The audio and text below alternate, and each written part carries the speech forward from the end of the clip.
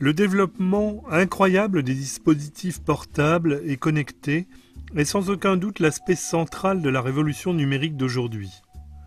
C'est en 2007 que la société Apple bouscule le concept du classique téléphone portable en créant le premier smartphone, l'iPhone, qui, au-delà des possibilités de téléphonie simple, de carnet d'adresses ou d'agenda, s'emploie pour de multiples usages par le biais de mini-applications bon marché téléchargeables en ligne sur un site dédié, l'App Store. En 2010, la même société innovante crée cette fois-ci la première tablette tactile, l'iPad. Le concept d'ultra-portabilité est né.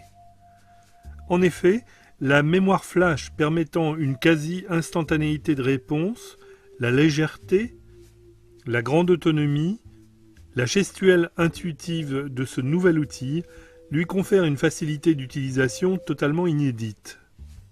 Très rapidement, d'autres constructeurs développent des produits similaires dont le fonctionnement se base en majorité sur le système d'exploitation Android. Outre les jeux, les développeurs ne cessent de créer des applications à orientation professionnelle, notamment dans le domaine de la santé et particulièrement en ophtalmologie.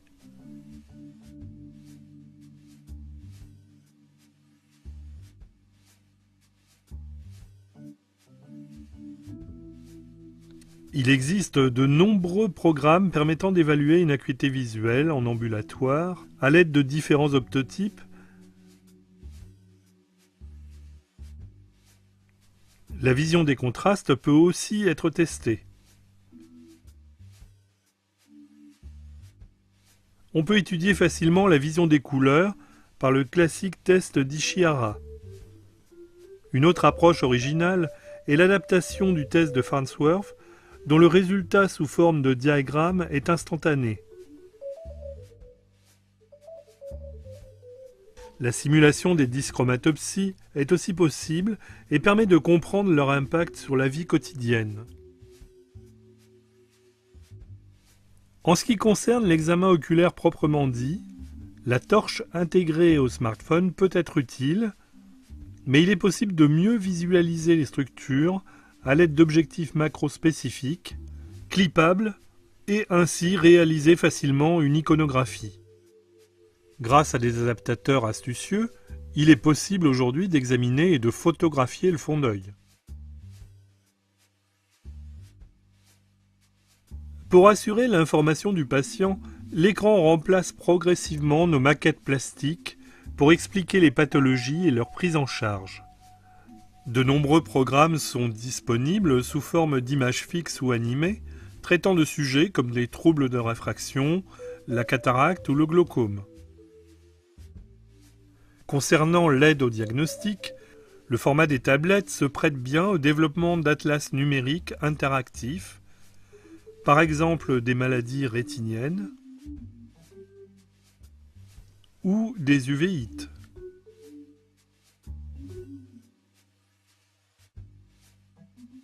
Il existe aussi de nombreux atlas d'anatomie ou de physiologie dont l'accès est facilité par la représentation 3D, le tactile permettant des manipulations faciles des structures dans l'espace. e-Anatomy est un logiciel particulier qui permet de comprendre et d'analyser des images IRM normales, aide aussi à l'interprétation de comptes rendus complexes d'imagerie. L'encyclopédie médico-chirurgicale est aussi disponible sur mobile, moyennant un abonnement. Une recherche sélective par mots-clés est possible.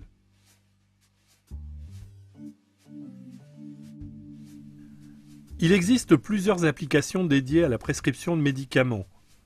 Ils sont répertoriés avec leurs propriétés, indications, contre-indications et effets indésirables. Diverses applications bureautiques sont disponibles et permettent de gérer facilement des courriers, des tableurs ou des bases de données. Des claviers externes sont adaptables pour faciliter la saisie. Les fonctions de dictaphone des mobiles peuvent trouver leur utilité.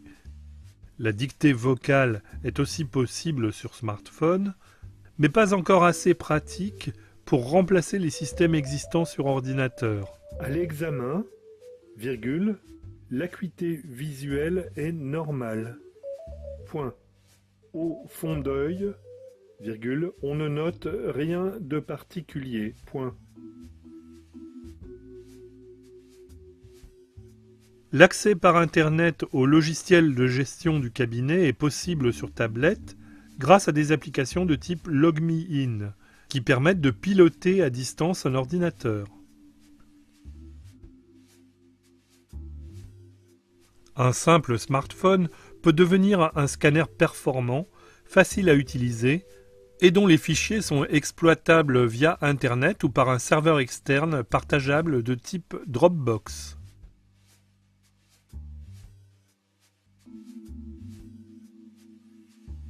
Du point de vue administratif, des applications spécifiques ont vu le jour, aident par exemple au codage des actes médicaux ou chirurgicaux effectués au cabinet ou au bloc.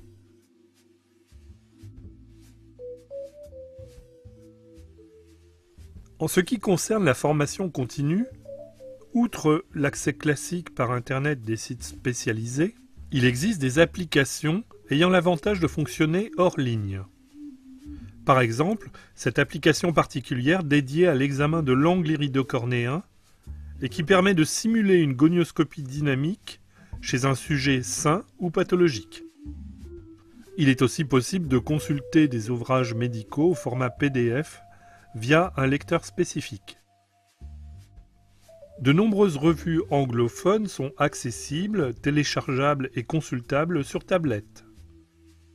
Des recherches bibliographiques ou iconographiques sont exécutables via des logiciels spécifiques comme PubMed. Par iTube, on peut avoir accès à une multitude de vidéos médicales ou chirurgicales. Les congrès nationaux et internationaux mettent de plus en plus à disposition des applications pour mobile. Programmes, abstracts, stands commerciaux y sont répertoriés. Lors de ces réunions, la tablette tactile y trouve l'utilité de bloc-notes numériques facilement archivables.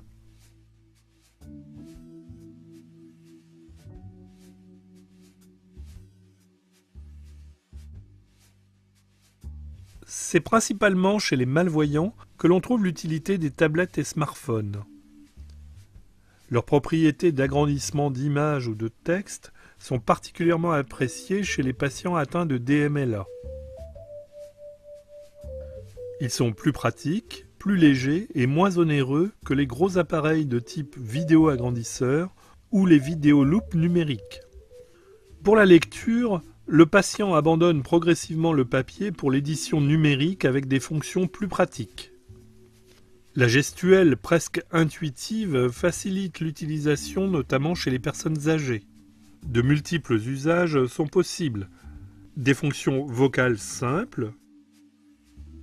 Quelle heure est-il ? Il est actuellement 14h21. À des actions plus complexes.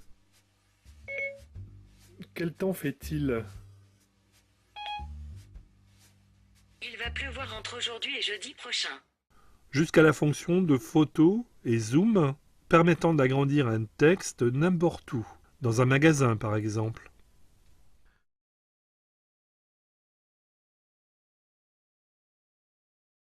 Chez les personnes très handicapées, les équipements mobiles peuvent devenir le seul lien possible avec l'entourage, par exemple chez cette patiente atteinte d'une grave sclérose en plaques.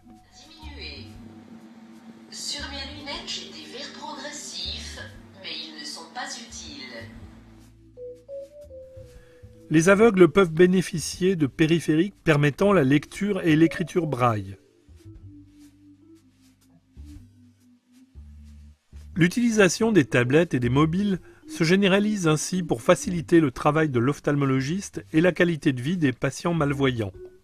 L'usage de ces nouvelles technologies dans notre pratique nécessite néanmoins des précautions. La confidentialité des données doit être respectée, notamment lors de la prise de photographies ou de la diffusion des dossiers médicaux. L'usage doit être mesuré et ne doit pas déconcentrer le praticien, ou interférer dans la relation humaine médecin-patient ou médecin-médecin qui est primordiale pour un exercice médical de qualité.